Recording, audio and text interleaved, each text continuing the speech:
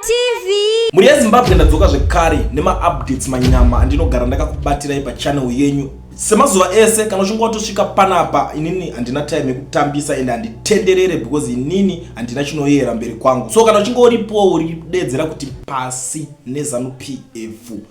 Tanga nekulike this video right now kuitira kuti ZANU PF yacho iboyikane. Nhasi ndadzoka, I'm in a good mood and for your own information tingogara tangoonesana. Today is my birthday. Nhasi ndo birthday rangu and kune vakawanda vanoda kusenda ma gifts kuti chichi you know like ndinoona unozo complain wazodai.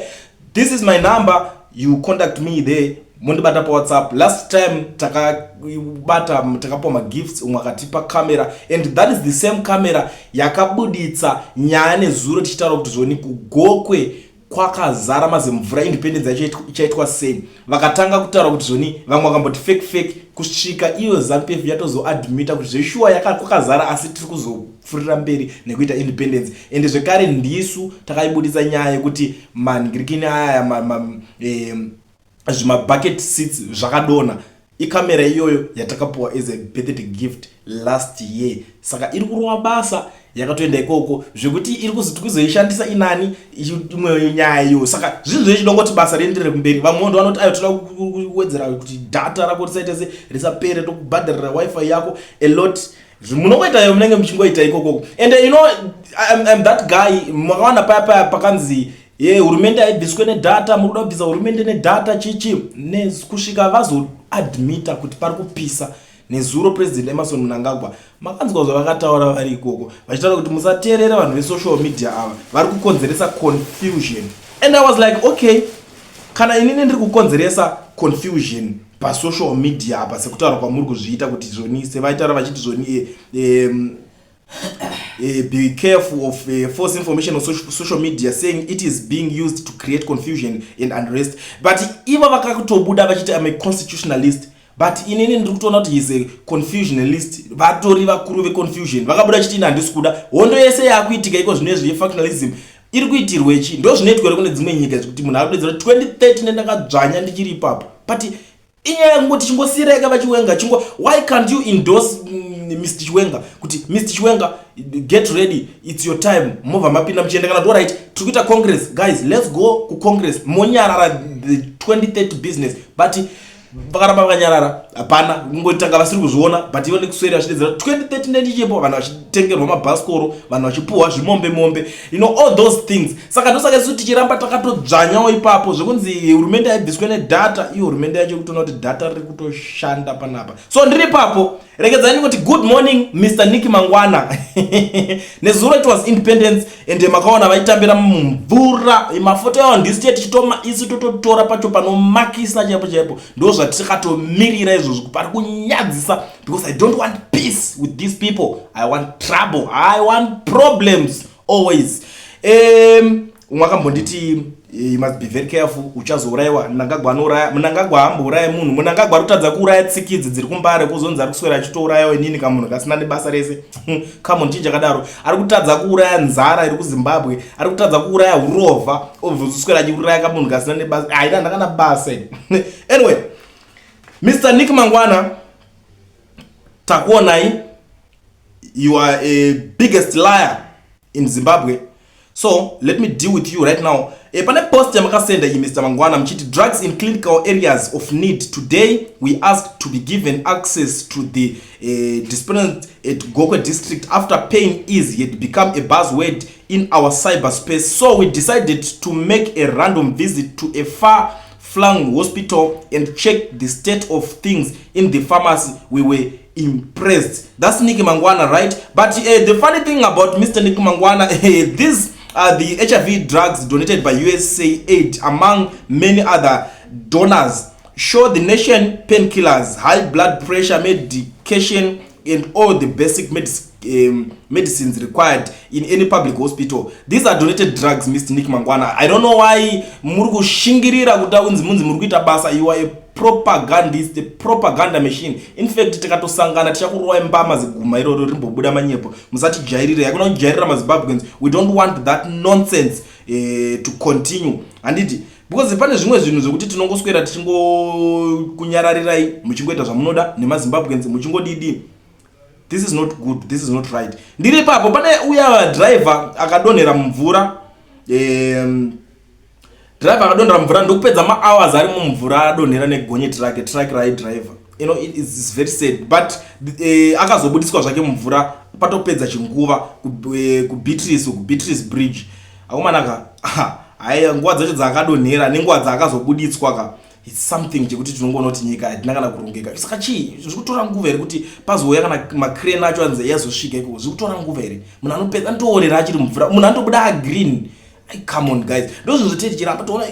Please Mr. Mnangagwa, chingo try by all means mu-upgradewo zvimwe zvinhu munyika. Kwakarovana futi chimwe chitima nezuro, zvitima kurovana hatisati kutaura zvinhu zvakanyanya kuwanda, but kuti Mr. Mnangagwa zvimwe zvacho chingo-upgrade, ngazvingo-updatika, so zvinhu zvingoramba zvingo-upgradwa munyika. Hatisi kuramba panoti mukutotadza kutomaintaina zvakasiyana smith zvacho, mutotadza kuzvimaintaina, muri ngosiya zvichingofufunuka nyika iri kuto, you know, like muri kusiya vapana vaya vachingovandalize nyika, because those guys tingati machiko ma-political allies zvigananda, I mean, yes, zvigananda zvenyu zviri kungopinda zvichifufunura nyika zvichiita uori imimi, because you are desperate for support. Amudiwe nevanhu, hapana anokusapotai, hapana anokudai. Now makusiya zvigananda zvinongopinda zvichingoita yese yazvikuda, chikanzi chaita tenda like chimwe chigananda chakatorova tenda yekugoko ikokoko. Come on, as a nation izvozvo zvakunyadza. Mukubuda muchinzi Zimbabwe is celebrating independence, muchitambira mune mazimvura. What kind of independence is that? Garai pasi muonesana, mvura inonaya, onerai,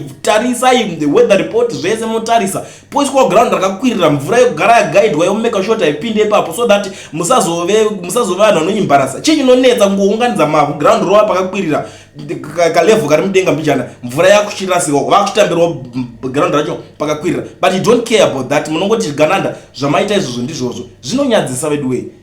Come on. Ndo zvinhu zvatinenge tichiramba. Isu hatina kana any problem, tichitoti imimi as a human being hatina problem nemi, but tine problem nekutadza basa kwemunenge muchiita. Hamuna kana chinhu one chamuri kugona chine musoro kubva pamakapinda chatinonongedzerawo kuti makaita. Even muchitopinda makatoti now takubvumidza freedom of speech chichi, iko zvine zvimuri kungosunga vanhu. Saka hatina kana one chatinokurangarirai nacho kuti makaitawo something like chichi, hatina kana chimwe chete.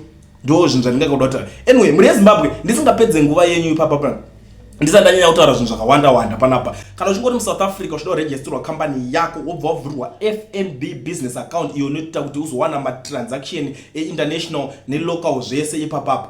Bata ve-education research anamukoma Owen vanokuvhurira zvaizi. Usina work permit vanokuvhurira mukana wevanhu vasina ma-work permit. So please contact them on the numbers that are showing on the screen. Mongoti mukoma Owen ndiri kuda kuvhurwa yangu company. Mukoro uno zvakuda kuti munhu wese gara uri registered, une registered company. Yes, ndikuziva kuti muri kuenda mabasa, muri kushanda, but ma-benefits azvo muri kuzoshamisika mangona mapana vechidiki mungoti mbinga muti ayo akaromba. No, ukapuwa tenda unosumuka. That's the honest truth, and you know kuti ma-opportunities iwayo anowanika at any given time. So please contact them, gara makaregister. Even if you are a security guard chaicho, register yako company, waregister mangwana, you never know. Murungu uri kushandira anoramwa post yo uri kushandira iyoyo, iwewe the next thing wakutoisa mapepa ako wakaregister kudhara wakutopuwa. Even uri in construction business yacho, gara une ningirikini, because kuti uwane tender, kuti upuwe government tender, unofanira kunge une ningirikini company registered. Saka garai makamabata, wovanika FNB business account kako, zvinhu zvakutoendeka. Handizokudze zvese maZimbabwean, but even kune vamwe vari outside the country vari kure, munoona nzvimbo dzakasiyana-siyana, unoona kutoinvesta in South Africa, wototenga kana imba yako itoita sese. Register company, wakutoisa maroja, mari yako yakutopinda, wakutoona matransaction, mari yako yakutosvika kwauri, wakutorarama kaupenyu. Even nemiwo mapolitician, vanhu veZANU-PF muchamhanya zviri legendary kuZimbabwe ikoko. Garai mabata futi vanogona kungokubatsirawo pakungotiwo muzongosarawo nemari yekungoti muzowana chekudya, because hatidi kuti muzotanga kuzosvika kuno kumakuita umbavha, because magara majara kungobaka. Saka munhu muzongochengetawo yekungoti muendese vana kuzvikoro. So contact them on the numbers that are shown on the screen. So sekutara kwandazviita muri yeZimbabwe, ndichasiya mukana kune vanhu vakawanda vanenge vachida kusenda ma WhatsApp audios. Senda izvi, so ndigare ndese pa channel without fear or favor. This is your channel, people's channel, one channel yakambotira kuda kunzi wakamboya kazvikanzi ayo tiri kuda kubhadhara vanhu vese ngirikini vane ma-YouTube mahombe, vanhu vese vanotaura chichi, munenge muchiisa 5 posts muchitaura good things about our president. There is nothing good about Mr. Mnangagwa. Kulliant TV will never be captured because it's people's channel. Saka zvanhasi chisenda maaudios vari kuda vandipolisha zvebirthday nhamba dzangu madziona ndaisa ngatisanganei kunhingirikini kwangu kuinbox kwangu futi tova muchindipolisha monoti zvakamira sei. Sometimes ukasapota zanopiye kumba pawezi anopiye kana uoro wezi anopiye corruption haipiye yakapera mumusoro even George charamba paaripo paiwe nyangwe akatiza muZimbabwe corruption mumusoro make haichaperi idanda rakaoma rakakombama ndivana kutilazizi matanda akaoma akakombama chero ukatora ukaribayira pasi pomufudzi ukarifutira for 5 years cherinotonge takuora rakakombama rakadaro ndo zvakaita vazhinji vananiki mangwana mazanopiye vese vanoti matanda akaoma akakombama. Kulliant, aiwa tiri right. Tiri very disappointed nenyaya iyeni ndlovu zvairorwadza, asi satani ndio magariro ake. Magariro asatani, satani anoshandisa vanhu nenzira dzokuti unotoshamisika kuti zvinenge zvambofamba sei. Unoziva kuti ndiri kuona kuti regime yeZanu-PF iri kuda kupedza chikristu munyika, kosara chiuroyi wavo wavari kuitawo. Vari kuda vaparadza mapostori, vaparadza makristiani iri kuparadzwa. Takatarisa nepawa yapasi yakashata yavari kushandisa iyi.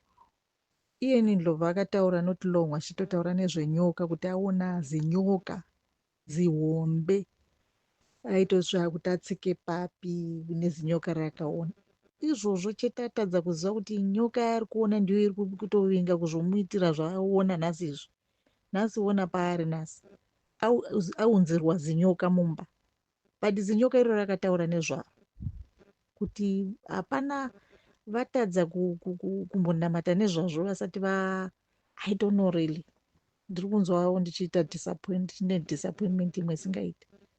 Murume wechiprofita akachiona chichiuya, but hamene kuti iye akazvitora sei. Akataura kuti aona nyoka, zinyoka zihombe hombe zvikanziona munyika panapa ndio matongerwo ezvino. Nyoka idzodzi meno zvimadzimudzimu zvavari kushandisa zvemabed spirit akazvitaura. Saka nhasi aunzirwa zinyoka mumba, atora zinyoka aisa mumba. Ameno kuti vachaita sei. Ameno, Mwari ndiye chete anoziva. Takutongozvisa kuna Mwari zvechokwadi chete kuti ameno kuti iye ari kufunga kuti akaramba achateererwa kuti warambirei. Akatora anoshandisa here kana kuti achaviga odzosera zvakatarwa kuti vanhu vakatora zvinhu vachadzosera. I don't know kuti iyeni ndo vachaita sei. I'm just so much disappointed nekuti murume tange tichitoti apa takapiwa prophet. Saka ameno kuti kana akudziya moto wembavha zvichafamba sei. Ndio kuchichemo chandinacho kuti apa akanganisa aifana kutoshinga kuti veduwe mari dzamuri kutipa idzi ngadziende kumahospital. Mari dzamotikari dzitengesa iwo mazimota ari kumbotengwa nei? Ari kumbotengwa nei? Wese munhu anopiwa mazitoyota, matoyota munoziva madhiriro emota inonzi toyota. Iye munhu kuita kunge ari kutenga mabhanzi maningiri mafet kuku.